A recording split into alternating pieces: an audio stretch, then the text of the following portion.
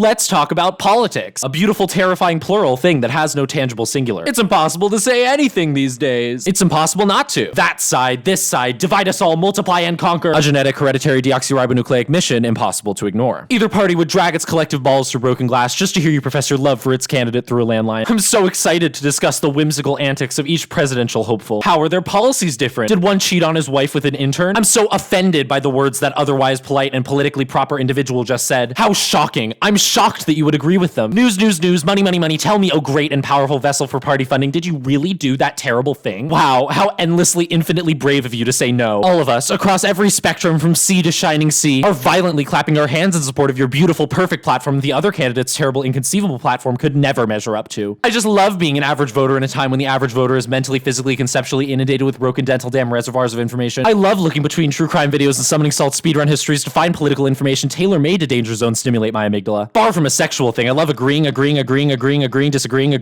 on and on until I write a New York Times article or end up on a watch list. Fed, tease, keep me engaged and hooked so it feels 50-50 till the very last minute. Don't, or do, deny me a climax. Look, under the surface, beyond the edging, over the hedge, behind the people saying their candidate is perfect, inevitable, amazing, unstoppable, unyielding, unchangeable, impossible, there's a weird industrialization, segregation, deunionization to it all. A collective love of passively loving people who don't care about you. A religion of eternally worshipping godless gazillionaire sycophants and a simultaneous obsession with pearl clutching while war is just literally factually permeate your psyche going on. I was born at the beginning of this millennium and I'm just gonna come right out and say it. I think a common shared headstrong unwavering confidence in the positive, respectful, nuanced equality of everyone around you is kind of going away. Not abstractly, not in the ether, not because oh my god I want you to be alarmist and shout that entirely word for word from the rooftops of Cumtown. It's going away with each pointless Jubilee video, each article your cousin randomly sends you, each disagreement to disagree because I'm right and you're wrong and you need to know that I'm right because I hate you and I hate everything and I twist myself into Gordian knots trying to justify my anger at the world. We let that confidence go away each time we lose faith in the good faith of other people. It's a real issue identified via vibes, but I also want to present a non-vibes based conclusion. To stop our good faith belief in one another from decaying away forever, I think we need to revive a collective reliance on brute force Occam's razor. A reliance on taking a look at what's truly going on, not on Twitter, not based on headlines, not based on words made to stimulate that amygdala. A reliance on trying to identify things in their simplest framing before coming to any drastic conclusions. To respond to a world of abstract, endless information flooding, we need a movement of people willing to say that endless information flooding is itself a bad or unsustainable thing. We need people willing to say that something about the structure of our brains or our feeds or our national conversations needs to change. To change anything, though, you need to spread the message around. Send this video to 12 of your friends or the ghost of lolcow past will haunt you for eternity. I can go more into depth about that potential new conceptual movement in another video, but I think in trying to understand modern politics, it's important to realize how our collective confidence in each other is eroding, and that this erosion is causing us to look toward loud sweet talkers who we think have all the answers. We hear people who are not cringe say anything, and our brains tell us their opinions on everything from education to bridge building to gay people to stock trading are based. As a dude, they say the paths today are either play League of Legends for 20 years alone in your room or work out for 20 years and start an alpha male boot camp. There apparently is no in between. Bro, seriously. This is the culture they're creating. Endless insecure betas desperately looking for someone to tell them they're alpha. And they don't tell you when only a select few of them realize that no one will ever be alpha in a world where grifting is the status quo. In a landscape where saying a thing is way more about the muscles of the person saying it than the thing itself. In a culture where Tesla stock, businesses, private jets, podcast setups are the only things determining whether your argument's worth listening to. Bro, you're probably smart enough to understand it's all fake nothingness, but it definitely feels like a bit of an ego punch to admit it. Some other time I'll talk about what this means for the individual, but what does this mean for our politics? The politics of governing a country involves a lot of packaging ideas for an emotional public, but for a long time those ideas didn't do an amazing job at stimulating a collective amygdala. Trickle-down economics, did not have sexual relations, war in some faraway nondescript land, so beautifully easy to ignore as a so-called first worldian. Then came the everythingification of the internet, the cigar podcasters, the soapboxes for everyone no matter how informed or uninformed or angry or deceitful. When everyone's mic is turned on, everyone becomes both super loud and super quiet. Now rather than talking about the policies of either party or carefully collectively determining the merit of each statement, we say that nothing matters and everything is terrible and both sides are useless and politics is doomed. Doomer thesis, channeling joy from the first couple parts of Everything Everywhere All at Once. If one side brings never-ending terrible pickup artists and the other side brings never-ending terrible SJWs, who should you vote for? No one? Everyone? Should you give up? Lash out? We're all just having the same universe-annihilating existential crisis at the pure political level. If you're forced to choose between a confusing, contradictory, cringe/base and base/cringe, why not choose nothing at all? And the terrible truth of this collective political apathy, this unwillingness to act, this hesitancy when faced with simple facts, is that it plays directly into their hands. You failing to choose is the choice they're counting on, the poisoning of the discourse to the point that no one is sure of which way is right and how many people are left. They're pouring oceans of coins into the pot, building empires of apathy, podcasted castles of black-pilled weak men willing to provide them with next week's rent money in the hopes that the snake oil they bought will help bring back their hair or their 3 ex-spouses. These deferential leaders and misled defenders are the disappointed dreamers of the past, the male astrologers of the present, the people so caught up in the vibes and feelings and anger and hatred they forgot to care about the facts. And I'm sorry to hit you with the painful truth, but the guys verbally spamming to you that they're the strongest, most alpha guys ever ever are in fact the weakest men of all. You're smart enough to guess this, but true strong men don't jork it to the idea that they're the victims of a system bent on removing females from their not so well-meaning clutches. Strong men don't abstractly blame the world for their issues while taking no steps to change anything about their dead-end job and nick addiction. Strong men don't need other people to tell them they're strong. Strong men know that despite whatever issues exist in the system they live in or their habits or their relationships, the only reasonable way through is to address them head-on with new decisive actions or attitudes. And the same is true with our politics right now. What's the problem? Never-ending misinfo, pro-clutchers on one side and doomer and denied dumbasses on the other. Address it. Put your dollars in votes so there's less insanity. Less abstract, unprovable, vibes-based 2 + 2 = 5, attention whore, private jet, soy boy, cringe lord technocracy. Put your ballot in the box. I know you might not. And you might justify not voting with the thought that the deadline passed or because you're too scared, you feel morally whatever, you're brutally mentally deadlocked, you work on that day, you hate both candidates' names. You'll find any reason not to vote. You're contrarian, it was raining, it was a Tuesday, what's that candidate's star sign? All we see at the end is the dot on the paper, the factual answer on the sheet. No one knows that the reason I voted for Mr. Nuts is that he actually made a strong philosophical case. My god, you might not make a choice between civility-obsessed pearl clutchers and unstable doom shriekers bent so obviously on doing anything at all for the vibes-based billionaire bought and paid for fun of it, and that fact might matter. You might not vote, and the fact that you didn't vote might become a recurring thought while you catch 22 floss across the battlefield only days after your draft letter arrives. Like, how have we all twisted ourselves up so much in the random green text rage bait? How have our minds or our meds become so media entrenched we can't make decisions like that person seems kinda or extremely shady using our eyes and our ears just like everyday social cues? Why do we run the evident conclusions by a million different networks, weird story spins that sound nothing like the facts of what happened? Of course 20% tariffs, 50% tariffs, 500% tariffs will just make local importing businesses pay a bunch more money and bring down entire industries and dour NASDAQ prices across the board. Almost like when you think about it for more than 2 seconds, their ideas don't sound like they help anyone at all. Almost like they're just saying anything to make you feel like they know what they're talking about. Surprise, surprise, they're naked emperors telling you about their new clothes. For these guys, it's only an appearance thing. Like, I get it. You're a guy like me and the pro-clutching, fake emotional crocodile tears, bleeding heart cringe is too annoying for you. Or this is terminally online woman or etc. moment. Sorry to burst your hymen, but pro-clutching does way less damage than violent pearl slinging against groups targeted specifically for secondary and non-secondary sex characteristics. Yeah, I agree. The pearl clutching is just oozing with pseudo-offense BS and pointless theatrics, but it's so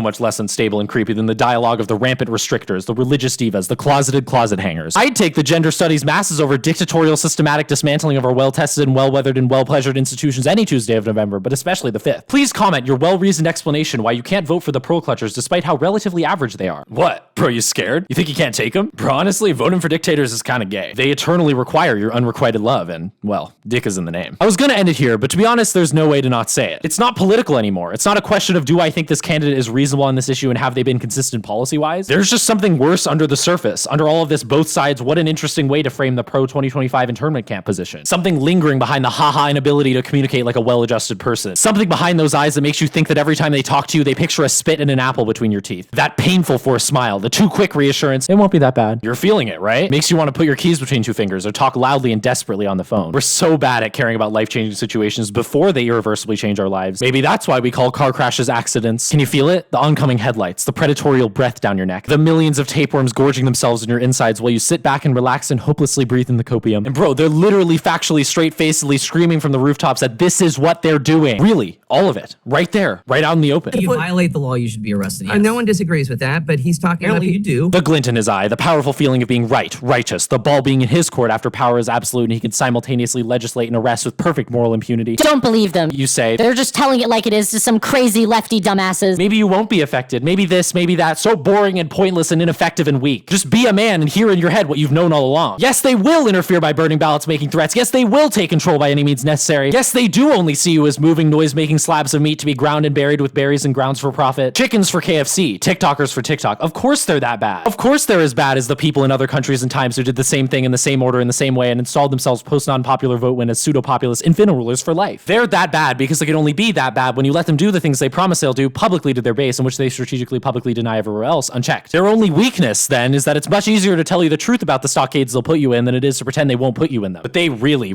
don't want you to think they're actually planning to do any of that life-changing, world-ending stuff. They love that you think they won't. They're ravenous for the fact that the media is greedy and intentionally ignorant and the left is infighting and their base keeps crawling through the doggy door to drop dead chicks at their feet. The money's still flowing, the ads are still adding, the partisan voters are still screaming while bazillionaire incels desperately buy every last vote they can so you don't say no to the enormous and infinite all-encompassing non-consensual cringe, so you don't show them you're actually strong man enough to vote against the dismantling of everything. So you do nothing and stay docile and submissive and a lapdog for their interests and sit back while your country is taken from you by people who literally do not care about you or honestly anything at all because both sides. both sides. And seriously, if you're on the fence, if you're slightly leaning toward one candidate but don't know, if you're literally going to flip a coin, or if you know people who aren't sure about what they're going to do, anything, please either rewatch this video or send it to a gazillion people, or really think about whether it's worth it to gamble an entire democracy. It's checks and balances, diplomatic ties, the lack of tariff price hikes, the 70 years after you're drafted, the full rights to free speech, free press, and free agency you can never get back. On a bitter, rage-filled, beautiful, profitable future with new unknown contact Julia Alice, best crypto empath Milky Way, and mom of 19. On a world of fake, muscly, spray tan, lemon party, 30 to 80-year-old desperate, insecure alpha wannabes you'll never actually be a part of.